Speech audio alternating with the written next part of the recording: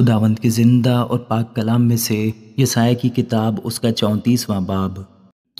اے قوموں، نزدیک آ کر سنو، اے امتوں کان لگاؤ، زمین اور اس کی معموری، دنیا اور سب چیزیں جو اس میں ہیں سنیں،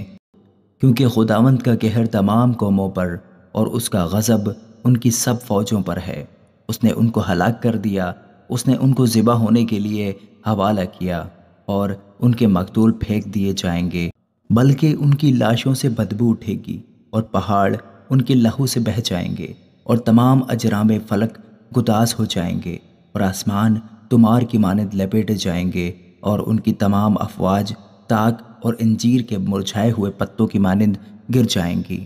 کیونکہ میری تلوار آسمان میں مست ہو گئی ہے۔ دیکھو، وہ ادوم پر اور ان لوگوں پر جن کو میں نے ملعون کیا ہے سزا دینے کو نازل ہوگی۔ خداوند کی تلوار خون آلود ہے، وہ چربی اور بروں اور بکروں کے لہو سے اور مینڈوں کے گردوں کی چربی سے چکنا گئی،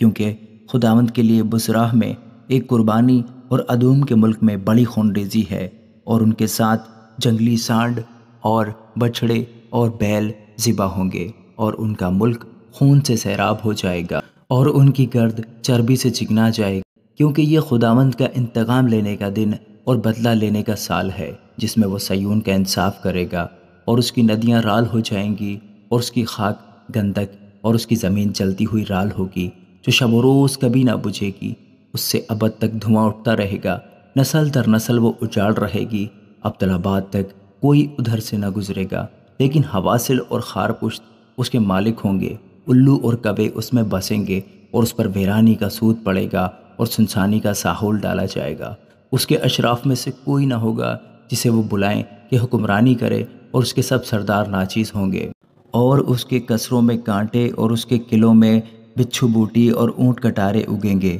اور وہ گیدڑوں کی ماندیں اور شتر مرغوں کے رہنے کا مقام ہوگا،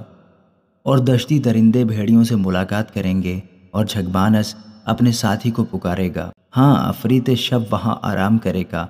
اور اپنے ٹکنے کو جگہ پائے گا۔ وہاں اڑنے والے سانپ کا آشیانہ ہوگا، اور انڈے دینا اور سینا اور اپنے سائے میں جمع کرنا ہوگا۔ وہاں گدھ جمع ہوں گے، اور ہر ایک کے ساتھ اس کی مادہ ہوگی۔ تم خداوند کی کتاب میں ڈھونڈو اور پڑھو، ان میں سے ایک بھی کم نہ ہوگا، اور کوئی بے جفت نہ ہوگا، کیونکہ میرے منہ نے یہی حکم کیا ہے، اور اس کی روح نے ان کو جمع کیا ہے، اور اس نے ان کے لیے قرعہ ڈالا، اور اس کے ہاتھ نے ان کے لیے اس کو جریب سے تقسیم کیا، سو وہ ابد تک اس کے مالک ہوں گے، اور پشت در پشت اس میں بسیں گے۔ آمین۔